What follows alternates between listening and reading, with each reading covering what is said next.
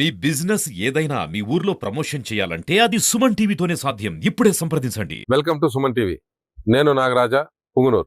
ఆదిలోనే సూర్యుడు దంచి కొడుతున్నాడు. సాధారణంగా మార్చి నెలలో 30 నుంచి 35 డిగ్రీల లోపే ఉష్ణోగ్రత ఉండేది.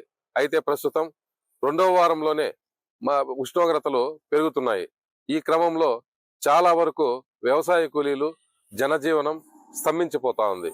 ఎందుకంటే ప్రస్తుతం ఎండ వేడిమికి ఎక్కడా పోలేని పరిస్థితిలో ఉన్నారు. ముఖ్యంగా వృద్ధులు, పిల్లలు ఇళ్లకే పరిమితం అవుతున్నారు. ఈ వేసవిలో ఎలాంటి జాగ్రత్తలు తీసుకోవాలి, మన వైద్యాధికారి పవన్ కుమార్ ని అడిగి తెలుసుకుందాం పదండి. సుమన్ టీవీ ప్రేక్షకులకు నమస్కారాలు. ఈ 2025 సంవత్సరం వేసవి ముందుగానే వచ్చింది. మార్చి నెలలోనే ఎండలు కొన్ని చోట్ల 42 డిగ్రీలు తాకుతున్నాయి. కాబట్టి మనం వడదెబ్బకు కానీ వడగాల్పులు కానీ గురి కాకుండా 11 గంటల నుంచి 3 గంటల వరకు డైరెక్ట్ సన్లైట్ పడకుండా నీళ్ళలోనే ఉండి పనులు చేసుకోవాలి. ఇట్లా ఉపాధి హామీ పనులకు వెళ్ళే వాళ్ళు, వ్యవసాయ కూలీలు ఉదయం 7 గంటలకే పనులకు వెళ్ళి 11 గంటలకు తిరిగి వచ్చేసి లేకపోతే నీటిలో ఉండి మళ్ళీ 3 గంటల నుంచి సాయంత్రం 6 వరకు, ఎండ 6 వరకు ఉంటుంది కాబట్టి అంతవరకు పనులు చేసుకోవచ్చు. మనం ఓఆర్ఎస్ ద్రావణం అక్కడే తయారు చేసుకోవచ్చు. ఒక మంచినీటి గ్లాస్ తీసుకొని అందులో చిటికెడు ఉప్పు వేసి 1 చెంచా చక్కెర వేసుకుంటే కలుపుకుంటే అదే ఓఆర్ఎస్ ద్రావణం అవుతుంది. మనకు ఎండ నేరుగా తగిలినప్పుడు చెమట వెళ్ళిపోతుంది శరీరం నుంచి. చెమటలో నీరుతో పాటు ఉప్పు వెళ్ళిపోతుంది కాబట్టి ఓఆర్ఎస్లో ఉప్పు కలుపుతాము. ఇంకా శక్తి రావాలి కాబట్టి చక్కెర కలుపుతాము. ఈ విధంగా ప్రజలు వడదెబ్బకు వడగాల్పులు గురి కాకుండా హైడ్రేషన్ మెయింటైన్ చేయాలని సూచనలు ఇస్తున్నాము.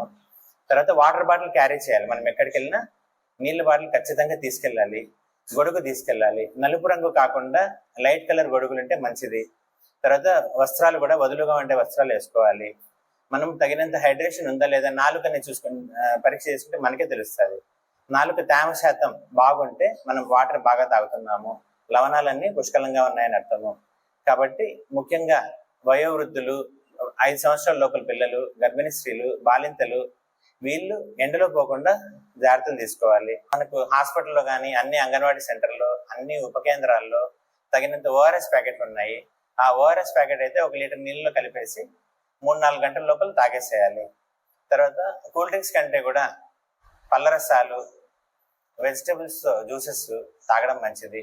ఇంకా దీర్ఘకాలిక వ్యాధిగ్రస్తులు, BP, sugar, heart, kidney, paralysis ఇట్లా ఉన్న వాళ్ళు మరింత జాగ్రత్తలు తీసుకొని ఆరోగ్యాన్ని కాపాడుకోవాలని కోరుతున్నాము.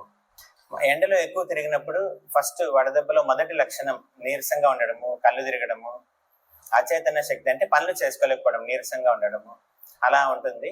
కాబట్టి అప్పుడే మనం వాటర్ తాగి హైడ్రేషన్ కవర్ చేసామంటే సరిపోతుంది. ఒకవేళ ఇప్పుడు వాటర్ తాగలేకపోతే నెక్స్ట్ స్టెప్లోకి వెళ్తుంది. బీపీ తగ్గడము, డ్రై టంగ్ అయిపోవడము, తర్వాత యూరిన్ తక్కువగా పోవడము అలా జరుగుతుంది. ఇంకా వడదెబ్బ వచ్చి లాస్ట్ స్టేజ్. అప్పటికి వాటర్ తీసుకుని వాళ్ళు వడదెబ్బకి గురే అవకాశం ఉంది. టెంపరేచర్ 103 డిగ్రీల కంటే ఎక్కువ వచ్చేస్తుంది బాడీ. తర్వాత ఒళ్ళు మీద బొబ్బలు వచ్చేస్తాయి, డ్రై అయిపోతుంది బాడీ మొత్తం. సో అట్లాంటి పేషెంట్లు ఎవరైనా ఉంటే మనం గాలి వెలుతురు ఉన్న చోటకి షిఫ్ట్ చేసి తగినంత హైడ్రేషన్, సో నోట్తో ఏమీ తీసుకోలేకపోతే సెలైన్లు పెడతాము. మేము సెలైన్లు, వాటర్ కూడా ఇప్పుడు ఫ్రిడ్జ్ లో పెట్టి ఇస్తున్నాం పేషెంట్లకి, ఇప్పుడు టాబ్లెట్స్ మింగడానికి కూడా. సో అన్ని సచివాలయాలు కూడా ఆదేశించాము, ఫ్రిడ్జ్లు ఉన్నాయి అన్ని చోట కొన్ని వాటర్ బాటిల్స్ పెట్టి వచ్చిన పేషెంట్లకి సరైన హైడ్రేషన్ కల్పించాలని కోరుకుంటున్నాం.